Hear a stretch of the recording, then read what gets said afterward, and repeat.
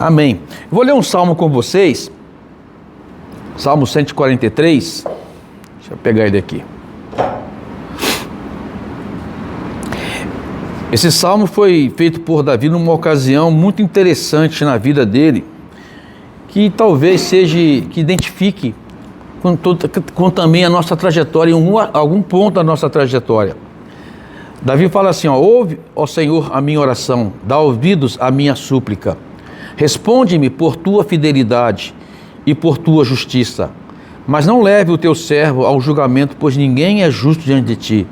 O inimigo persegue-me, esmaga-me ao chão. Ele me faz morar nas trevas, como os que muito morreram. O meu espírito desanima no meu coração, está em pânico. Eu me recordo dos tempos antigos, medito em todas as tuas obras e considero o que as tuas mãos têm feito. Estendo as minhas mãos para ti, como a terra árida, tenho sede de ti. Apressa-te, responde-me, Senhor. O meu espírito se abate. Não esconda de mim o teu rosto, ou serei como os que descem a cova. Faz-me ouvir do teu amor leal pela manhã, pois em ti confio. Mostra-me o caminho que devo seguir, pois a ti elevo a minha alma. Livra-me dos meus inimigos, Senhor, pois em ti eu me abrigo. Ensina-me a fazer a tua vontade, pois tu és o meu Deus, que o teu bondoso Espírito me conduza por terreno plano. Preserva-me a vida, Senhor, por causa do teu nome, por tua justiça. Tira-me desta angústia, e no teu amor leal, aniquila os meus inimigos, destrói os meus adversários, pois sou teu servo. Amém? Amém. O Salmo 141, 142, 143 foi escrito numa fase muito interessante de Davi. Aqui ele escreve que está como que estivesse numa cova, está em angústia, está sendo perseguido, está sendo injustiçado, e ele não vê saída e sente que o seu refúgio é a cova. E essa fase de Davi foi uma fase que não sei se que ele foi se refugiar, se esconder num lugar chamado Caverna de Adulão. A Caverna de Adulão foi muito importante na vida de Davi. Quando você vê o texto anterior, Davi estava fugindo de Saul, como sempre. Davi passou um bom período da sua vida fugindo de Saul. Aí ele foi parar na terra de Aques, um rei moabita. E aí quando Davi chegou, os homens de Aques já disseram, aí vem Davi, um dos príncipes de Israel. Davi ainda fala aqui, repete aquela frase célebre sobre Davi, né? O Davi que as mulheres cantaram, Saul matou seus milhares, porém Davi matou seus 10 milhares. Então Davi era um grande troféu. Apesar de estar sendo perseguido por Saul, antes de ele começar a ser perseguido por Saul, ele batalhou grandes batalhas e saiu vencedor. Por isso que Saul começou a perseguir, porque sentiu ciúme, inveja e medo de Davi. Esse cara tem um potencial tremendo. E eu penso, como é que Saul foi tolo, né? Se você tem alguém de potencial do seu lado, você tem que promover essa pessoa, que ele vai te ajudar. Você tem que fazer dele seu discípulo maior, né? Ajudá-lo, não vê-lo como uma ameaça. Quando você vê alguém como uma ameaça, se você vê alguém se projetando, se você vê como uma ameaça, significa que você não está seguro da sua missão. Uma coisa importante que todos nós precisamos estar é seguro da nossa missão. Quando eu estou seguro da minha missão, não importa se Deus decidiu promover o Danilo, né? Se Deus decidiu promover... Como é? Fernando. É muito nome para minha cabeça, pelo amor de Deus. Tem que pedalar comigo 1 ano para me guardar o nome. Danilo já pedala comigo 1 ano, né, Danilo? Mas, então, se Deus decidiu promover o Fernando, promover o Danilo, é Deus que decidiu uma missão para eles. Se no momento que Deus decidiu promovê-los, eu estou junto com eles, para cooperar e contribuir para isso, eu só vou ganhar e não vou perder. Uma das grandes dificuldades das pessoas que estão crescendo, se promovendo e possivelmente chegando à posição de líder, de cabeça, é estar seguro da sua missão. Porque se você está seguro da sua missão, você nunca vai se sentir inseguro quanto às outras pessoas. Que é um grande problema, gente. As pessoas ficam inseguras com as outras pessoas. Aí faz besteira às vezes. Às vezes faz coisas que prejudicam a si mesmo.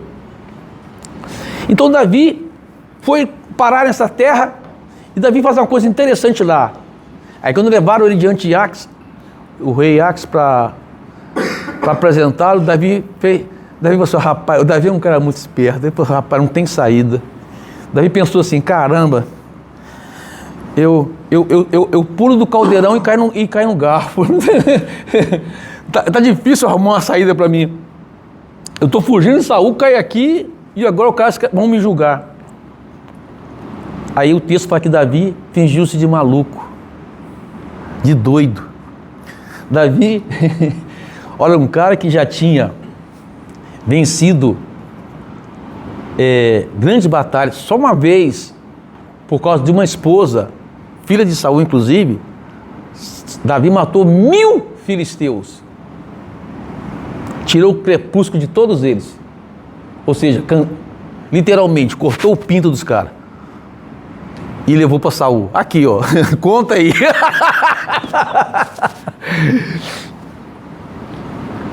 Um cara que as pessoas, o povo fazia canção a respeito dele. Né? Canção a respeito dele. Pelé foi de 70. A gente também canta história. A gente canta história de pessoas que tiveram grandes feitos, não é verdade? Cantava história de Davi. E de repente estava Davi. A Bíblia fala que ele ficava pulando de um lado para o outro, agarrando nas colunas e babando. E deixava a saliva correr na barba dele e ficava babando. Aí eu falei, rapaz, não tem louco suficiente na minha terra, você trazer mais um louco aqui, ó, manda esse cara embora. Chega! Aí Davi vai dali. Aí eu falo, Davi se viu no fundo do poço. Aí você vê o salmo que ele escreveu, né? Angústia, perseguição, injustiça, aperto, privação, necessidade, e vai para a caverna de Adulão. Caverna de Adulão significa lugar de refúgio. Tá assim, deixa eu chiclete que depois eu jogo ele fora. Gosto de conversar com o chiclete na boca. Deixa eu jogar fora. Esse aqui é amigo, pega o chiclete do cara para jogar fora. Dá até o pão, né, pastor? O pão não fala não.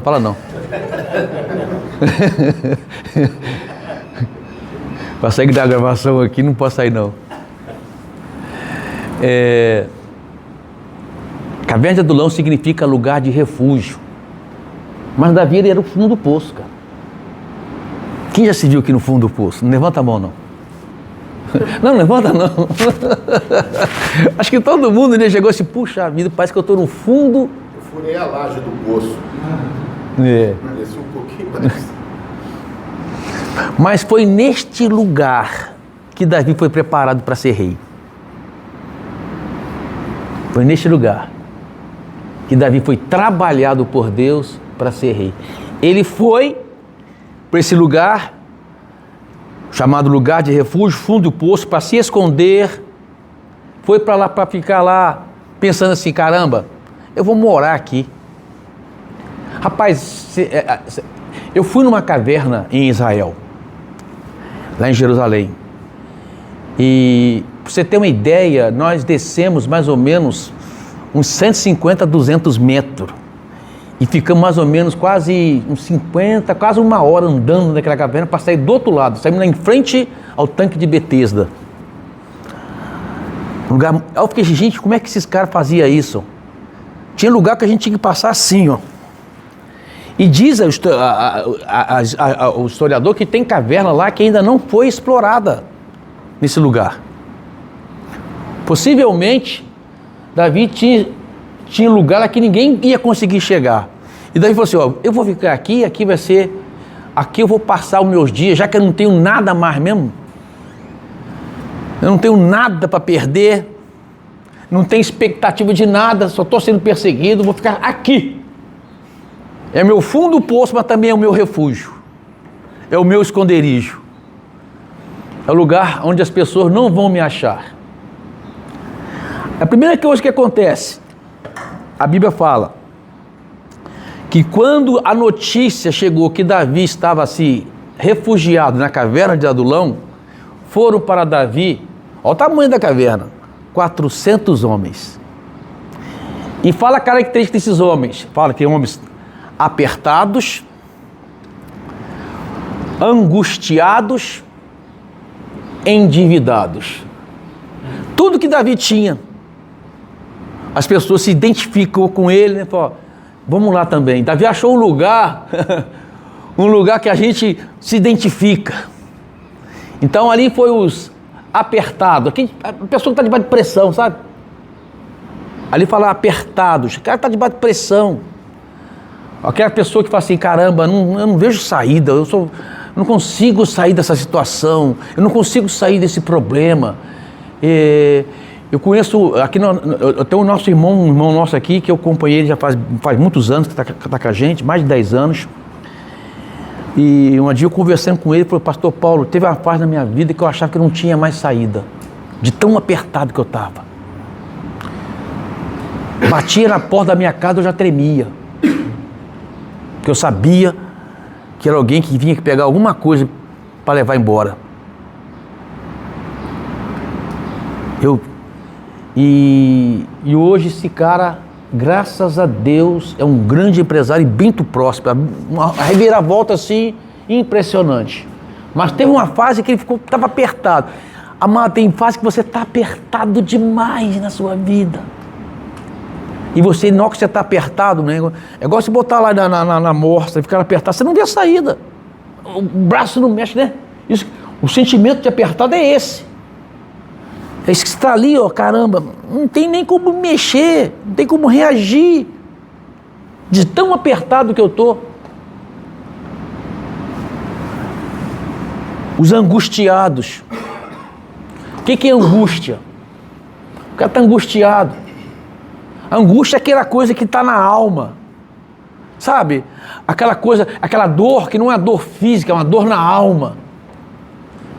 Aquela coisa, aquele vácuo no seu interior, que você pensa, puxa, parece que tudo há um complô, parece que as coisas que eu toco não dá certo, as coisas que eu faço não funcionam, eu vejo o vizinho e ele consegue resultado e eu não consigo o resultado, aí fica angustiado, começa a se sentir pequeno, começa a sentir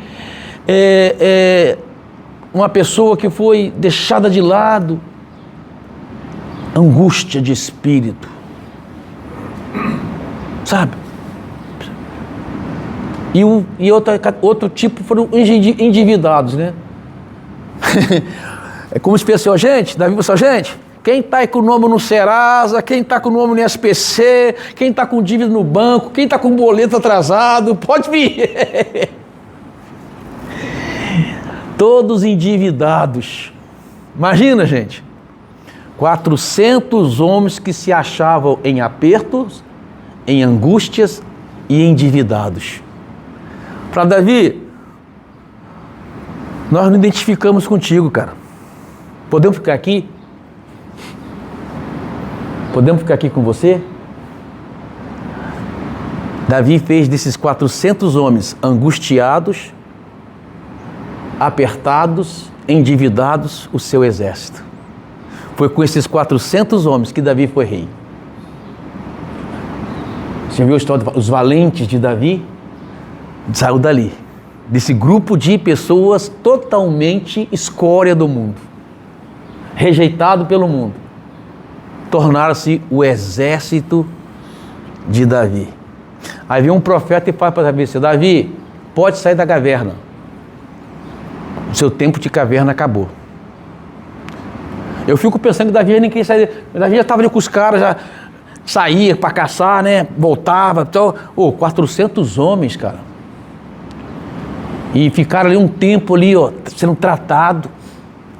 Porque, amados, enquanto você não for tratado na sua alma, a gente gosta de alimentar sentimento de perseguição. Se tinha um cara que podia alimentar sentimento de perseguição, era Davi.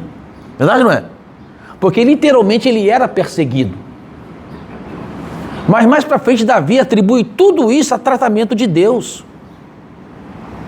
Quando Davi se torna rei, senta no trono, ele sabe que todo esse processo foi para prepará-lo para ser rei. Então, ao invés de você ver como injustiça, você vê como tratamento. Porque se você vê como injustiça, você vai ficar sempre reivindicando justiça própria. Sabe uma pessoa que não sai do seu lugar? Sabe uma pessoa que não muda de situação? Sabe uma pessoa que não vai dar um 360 na sua vida? Melhor, um 180, né? 360 volta ao mesmo lugar, não é bom não. Uma pessoa que vai dar um 180 na sua vida é a pessoa que se liberta de certos sentimentos que ela alimenta. Ah, eu sou injustiçado.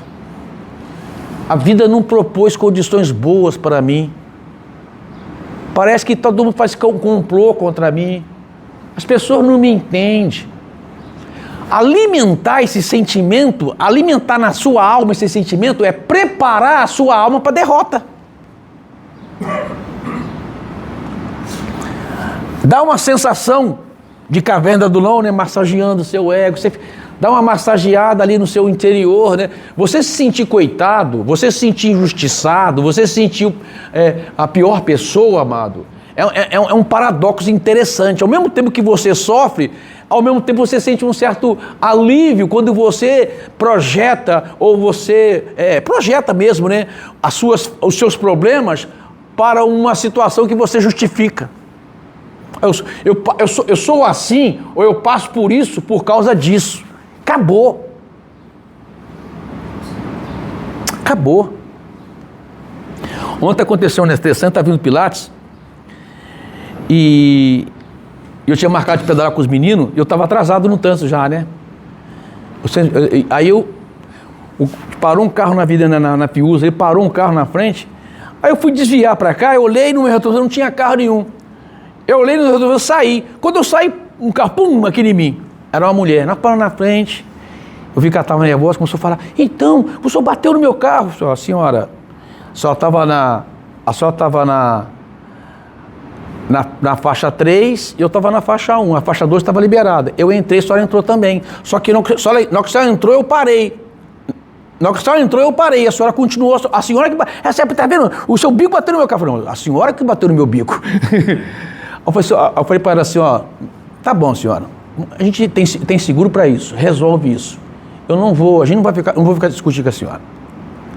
Aí depois eu conversei com o filho dela, eu falei assim, ó, rapaz, se a gente resolve. Mas como eu estava lá no trânsito, eu já pensei, já vim pensando assim, ó, eu não vou me angustiar, eu não vou me entristecer por isso. Primeiro, por quê? Para isso eu pago o seguro. Segundo, não vai mudar nada o que aconteceu, se ela estiver certa ou se eu estiver certo. Você está entendendo? Se eu ficar discutindo com ela justiça, eu vou estar declarando que ela está errada. Só olhando a câmera, na minha interpretação eu estou certo. Na interpretação dela ela está certa. Como é que vai ficar? E é difícil, né? 2 carros saem juntos. Quem saiu primeiro? Só a câmera para mostrar. Né? Então, para que eu vou me angustiar com uma situação que tem uma situação que vai resolver? E a gente tem mania de se angustiar por causa disso. Aí a minha justiça, eu tenho que ser justiça. Se eu pagar é porque eu estou errado. Cara, nem sempre é assim. Às vezes você paga porque você está disposto a ceder, porque você acredita no Deus que te retribui. Você está entendendo? Às vezes, abrir mão, que você acha que ao abrir mão você está dando um passo para trás, às vezes é o contrário, você está dando 3 passos para frente. Então a gente tem que se libertar de certos sentimentos né? Porque foi justamente, por que foram os apertados, os angustiados, os endividados para Davi? Para ser tratado nessa área. Eles saíram dali e se tornaram o exército da vida, aí se tornou rei, com certeza pagaram todas as suas dívidas, saíram do aperto e libertaram da angústia. Caramba, eu entrei aqui no pó da rabiola, eu entrei aqui, eu me senti aqui o barbante que enrola a mortadela, não era nada. Agora eu saí daqui, exército, os valentes de Davi, o exército mais poderoso da terra. Caverna de Adulão, às vezes, que é lugar de angústia, que é lugar de refúgio, lugar de se esconder, é também lugar de tratamento. Mas não se esqueça, Caverna de Adulão é apenas um tempo da sua vida. Você tem que falar, eu estou nessa caverna para ser tratado e um dia eu vou sair dela. Eu não posso fazer dela o meu habitat, porque chega uma hora que fica confortável a Caverna de Adulão. Não tem ninguém batendo na porta te cobrando, entendeu? Não tem problema de família para resolver. Só que ela é lugar de tratamento, ela não é lugar de moradia. O propósito é o que Deus vai fazer depois da caverna. Amém? Amém. Glória a Deus, gente.